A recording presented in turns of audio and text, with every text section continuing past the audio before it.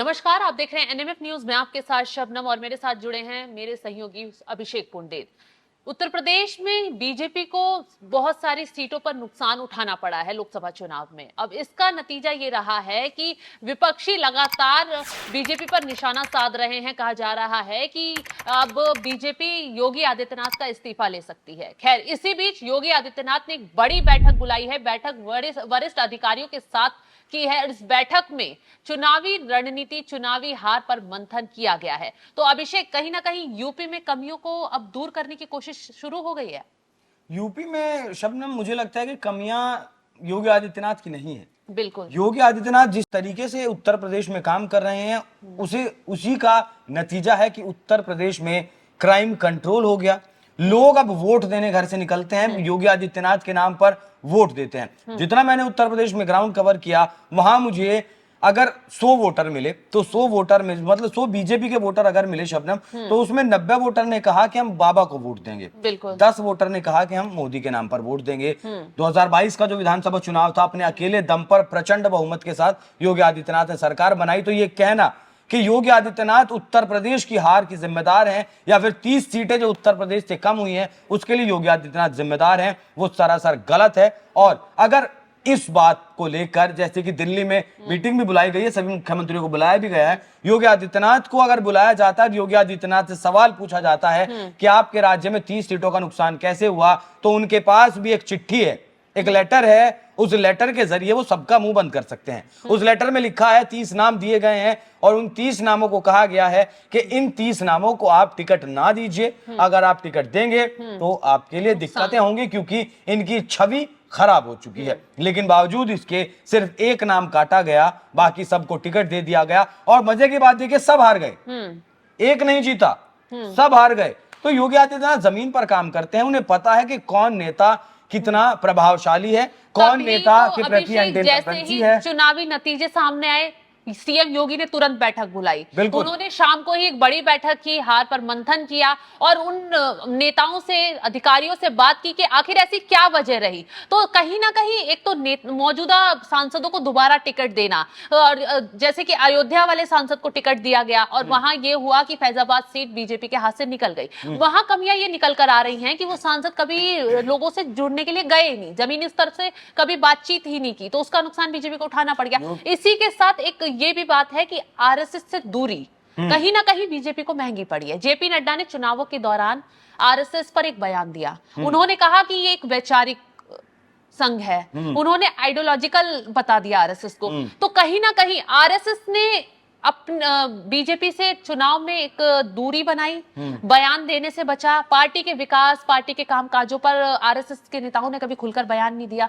तो आरएसएस से दूरी बनाना मोदी को, जेपी नड्डा को, मतलब आला कमान के तमाम नेताओं को नुकसान उठाना इस वजह से भी पड़ा है। और बीजेपी ने जो टिकट में बदलाव किए, कई ऐसे पुराने चेहरों को उतार दिया, जहां मौजूदा सांसदों का विरोध चल रहा था वहां पे भी उन्होंने जबरदस्ती उन्हें टिकट दे दिया।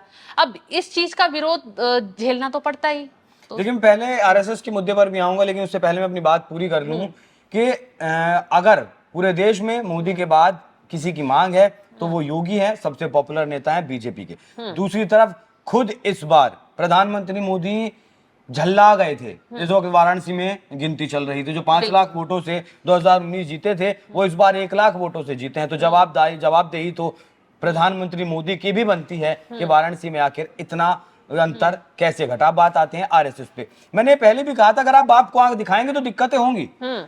आरएसएस एक ऐसा संगठन है जिससे आप निकले हैं, वो आपको मजबूती देता है, वही आपकी जड़ है। अगर आप जड़ को काट देंगे तो पेड़ कितने दिन खड़ा रहेगा, वो गिर जाएगा। इमारत की अगर नींव कमजोर आप कर देंगे तो वो इमारत कितनी भी ऊंची कितनी क्यों ना हो जाए, वो गिर जाएगी। इसके साथ कहीं ना कहीं दलित वोटों से भी बीजेपी छिटक गई। इसकी वजह ये रही कि विपक्ष ने लगातार संविधान खतरे में है एक कैंपेन चलाया। कभी बीजेपी ने आगे आकर इस मुद्दे पर मुखर होकर बात नहीं रखी, लोगों को समझाने की कोशिश नहीं की कि ऐसा कुछ नहीं होगा, बीजेपी सत्ता में आएगी तो संविधान से कोई छेड़छाड़ नहीं किया जाएगा। नहीं, बीजेपी के नेताओं ने, बड़े नेताओं ने मंचों से खूब कहा कि हमें 400 पार चाहिए कड़े फैसले लेने के लिए। लेकिन उन्होंने जिस तरीके से अल्पसंख्यकों वाला मुद्दा भुनाने की कोशिश की और संविधान को लगातार ये कहा गया कि संविधान में कुछ ऐसे बदलाव हैं, जहां ओबीसी आरक्षण का मुद्दा उठाया, तो वो जैसे दलितों में, मुसलमानों में उससे असंतोष पैदा हुआ। तो ये मुद्दा भी कहीं ना कहीं बीजेपी के लिए घातक रहा।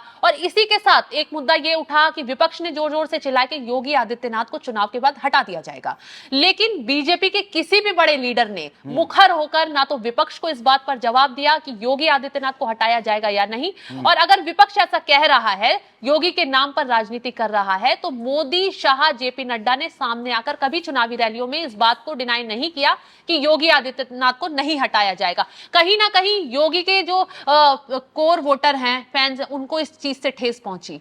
वो इस तरीके प्रचार करने के लिए सुस्त रहे, वो आगे निकल कर नहीं आए। तो ये रीजन भी बीजेपी को नुकसान पहुंचाने का रहा है। देखिए, योगी आदित्यनाथ को अगर हटाना है बीजेपी को, आला कमान का फैसला होगा तो वो हटा ले।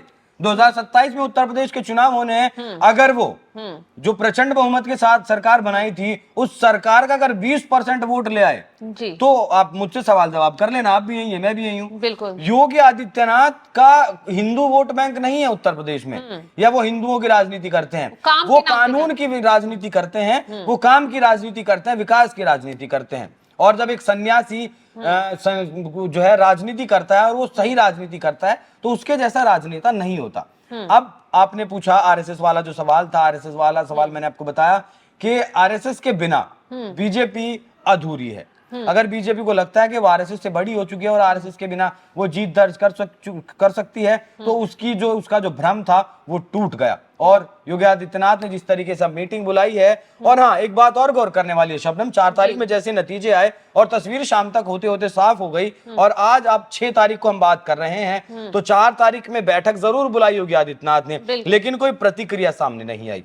5 तारीख में योगी आदित्यनाथ ने बैठक जरूर बुलाई, लेकिन कोई प्रतिक्रिया सामने नहीं आई, और आज 6 तारीख में भी कोई प्रतिक्रिया योगी आदित्यनाथ की सामने नहीं आई। और योगी आदित्यनाथ की ये चुप्पी, मुझे ऐसा लगता है कि वो जो तूफान से पहले आने वाली जो शांति होती है, कहीं वो ना हो, मुझे इसका अंदेशा लग रहा है। क्योंकि अगर मोदी सरकार की तरफ से, मोदी के जो बड़े मंत्री हैं उनकी तरफ से योगी आदित्यनाथ से सवाल किया गया, तो उत्तर प्रदेश की राजनीति में अगर भूचाल आएगा, तो फिर देश की राजनीति में भी भूचाल आएगा। तो यानी कि अब एनडीए में नरेंद्र मोदी ने दिल्ली में बीजेपी शासित मुख्यमंत्रियों को बुलाया है, जिसमें योगी आदित्यनाथ भी शामिल हो सकते हैं। और इसी बीच योगी आदित्यनाथ एक बड़ी बैठक कर रहे हैं, जिसमें चुनावों को लेकर मंथन किया जा रहा है। तो आने वाले वक्त में उत्तर प्रदेश से एक बड़ी खबर भी सुनने को मिल सकती है। जो सवाल था कि जो आरक्षण के मुद्दे को लेकर जो नैरेटिव बनाया गया विपक्ष की तरफ से, तो इसमें मुझे नहीं लगता कि बीजेपी के नेताओं की कमी है।